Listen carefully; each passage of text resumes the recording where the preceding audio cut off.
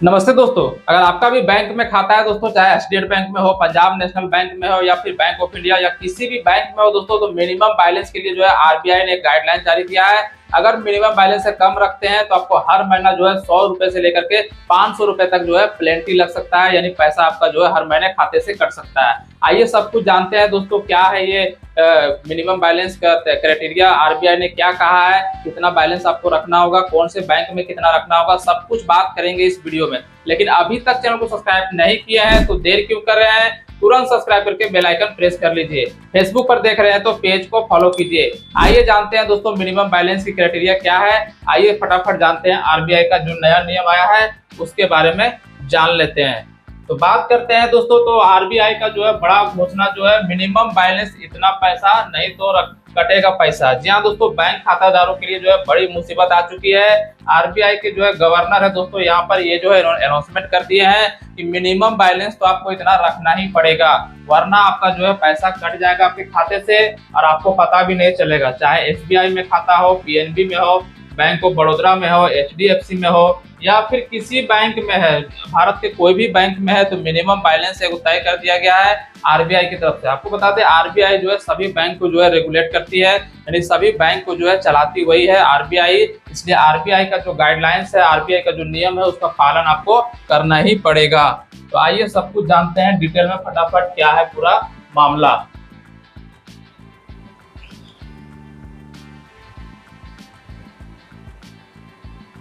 चलिए बात करते हैं दोस्तों आरबीआई के बारे में दोस्तों। तो bank balance new rule today. जी हाँ दोस्तों, बता दें सभी बैंक खाता धारकों को जो है खाता में कम से कम पैसा रखना पड़ेगा। नया नियम जो है लागू हो चुका है। जी हाँ दोस्तों, नया नियम लागू हो चुका है।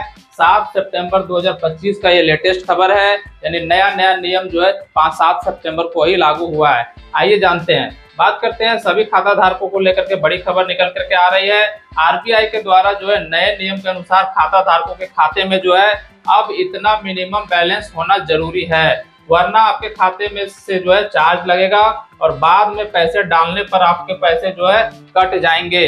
इसके लिए दोस्तों बता दें, अगर आपका खाता किसी भी बैंक में हो तो आपको यह खबर जो है जानना जरूरी होगा, क्योंकि हर एक बैंक के बारे में जो है नीचे बताया गया है कि मिनिमम बैलेंस कितना है रखना होगा और खाते में जो है क्या चार्ज लगेगा, कौन से बैंक का कितना जो है रखना होगा बैलेंस। ये चीज जो है आरबीआई ने जारी कर दिया है।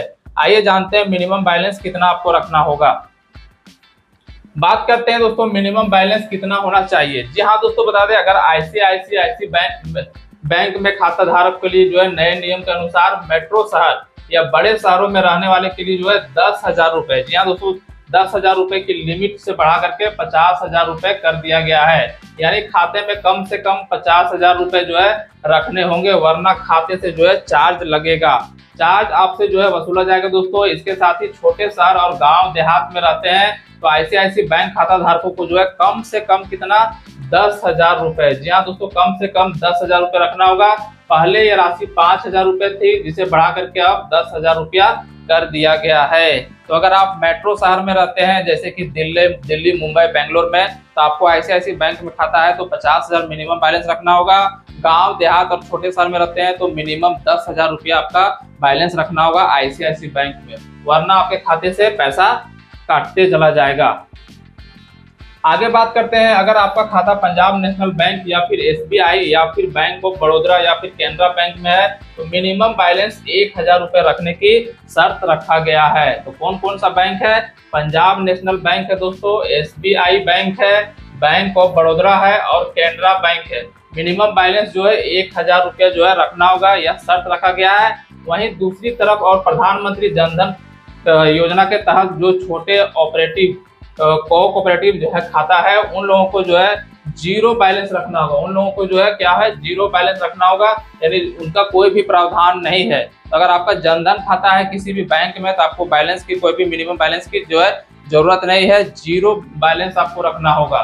बात करते हैं, यानी अगर आपके खाते में जो है एक भी पैसा नहीं है फिर भी कोई दिक्कत जो है नहीं है। वहीं दूसरी ओर पंजाब नेशनल बैंक और एसबीआई बैंक में अब जो है एक भी पैसा रखने पर जो है चार्ज चार्ज आपको नहीं कटेगा। यह नया नियम लागू हो चुका है। तो देख सकते हैं। वहीं दोस्तों दूसरी बैंक जो है पंजाब नेशनल बैंक है और एसबीआई, ये दो बैंक ऐसा बैंक है जिसमें मिनिमम बैलेंस कुछ भी तय नहीं किया गया है। आरबीआई ने कहा है इस दोनों बैंक में खाता है तो आप जीरो बैलेंस रखेंगे, जीरो बैलेंस में भी चलेगा, आपका एक भी रुपए नहीं कटेगा, आरबीआई ने कहा है। आइए आगे बात करते हैं दोस्तों आरबीआई के नए नियम क्या कहता है। जी हाँ दोस्तों, बता दें आरबीआई के नए नियम के अनुसार बैंक खाते में मिनिमम बैलेंस कम होने पर जो है खाता नेगेटिव हो जाता है, और वहीं जब ग्राहक पैसे डालते हैं तो बैंक की ओर से जो है पेनल्टी पैसे काटे जाते हैं। मान लीजिए दोस्तों किसी भी बैंक में मिनिमम बैलेंस ना रखने पर 1000 रुपए की जो है पेनल्टी लग गई है, तो अकाउंट में जैसे ही आप जो है 5000 रुपये डालेंगे आपका जो है 1000 रुपये कट जाएगा और ग्राहक को 4000 रुपये वापस दे दिया जाएगा। इस तरह से पेनल्टी बैंक द्वारा लगाया जाता है। तो जैसा ही मिनिमम बैलेंस से कम रखेंगे, 5000 अकाउंट में डालेंगे, 4000 कट जाएगा, 1000 कट जाएगा और 4000 आपके अकाउंट में शो होगा और चला जाएगा 1000 रुपये यहाँ पे पेनल्टी में चला जाएगा, आपका जो है चूना लग जाएगा। इस बात का ध्यान रखना है कि जो है मिनिमम बैलेंस आपको जो है रखना ही रखना है। आगे बात करते हैं दोस्तों मिनिमम बैलेंस के कारण वसूले 22,044 करोड़। जी हाँ दोस्तों, बता दें साल 2018 के बाद से बैंकों में जो है गवर्नमेंट बैंक और प्राइवेट बैंक में जो है खाते में जो है मिनिमम बैलेंस नहीं होने के कारण एक एडिशनल एटीएम चार्ज और एसएमएस सर्विस चार्ज के नाम पर जो है 2018 के बाद से 5 वर्षों में लगभग 3,587 करोड़ रुपए जो है पेनल्टी के नाम पर वसूला गया है। वही नहीं, सरकार की ओर से जो है और संसद में जानकारी दी गई है कि 2018 के बाद जो है बैंकों में जो है म्यूचुअल बैलेंस नहीं मेंटेन करने वाले पर जो है 22,044.4 करोड़ रुपये वसूली की गई है। वहीं एटीएम खाता में जो है फिक्स फ्री ट्रांजैक्शन के अलावा जो है डेरी ट्रांजैक्शन करने पर जो है 8,289.32 करोड़ रुपए जो है वसूले गए हैं। वहीं एसएमएस सर्विस चार्ज उपलब्ध कराने की वजह से बैंक द्वारा जो है 6,294 करोड़ रुपए वसूला गया है। इस तरह से देखा जाए दोस्तों तो बैंक आपसे पैसा वसूल रही है, क्योंकि आप बैंक में खाता तो रखे हैं लेकिन मिनिमम बैलेंस मेंटेन नहीं कर रहे हैं। इस वजह से एटीएम में जो है एक महीना में जो है 5 बार से ज्यादा पैसा नहीं निकालना है। किसी बैंक में नियम है 3 बार से जो है एक महीना में उससे ज्यादा पैसा नहीं निकालना है, उससे ज्यादा निकालते हैं तो चार्ज कटता है। तो यही सब जो है गलती के कारण जो है पैसा आपका कट रहा है और बैंक जो है माला माल हो रहा है आपके पैसे से।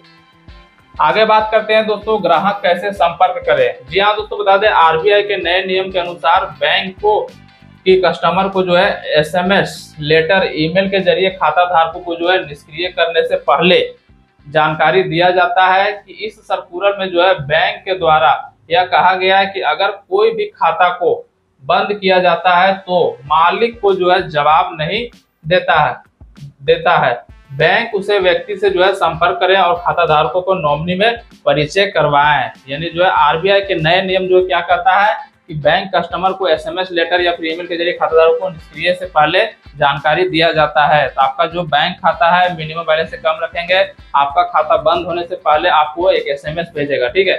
एसएमएस या फिर ईमेल के जरिए खाता धारकों को बता दिया जाता है कि आपका खाता जो है कुछ दिनों के बाद बंद कर दिया जाएगा, क्योंकि आप मिनिमम बैलेंस को मेंटेन नहीं कर रहे हैं। तो इस तरह से देखा जाए दोस्तों तो मिनिमम बैलेंस आपको जो है रखना ही रखना है, वरना आपके पैसे कटते चले जाएंगे और आपका जो है पैसा शून्य हो जाएगा। वीडियो कैसा लगा हमें कमेंट में बताइएगा। बाकी कुछ भी जानकारी पूछना हो कमेंट जरूर कीजिएगा। मिलते हैं अगले वीडियो पे, तब तक के लिए जय हिंद।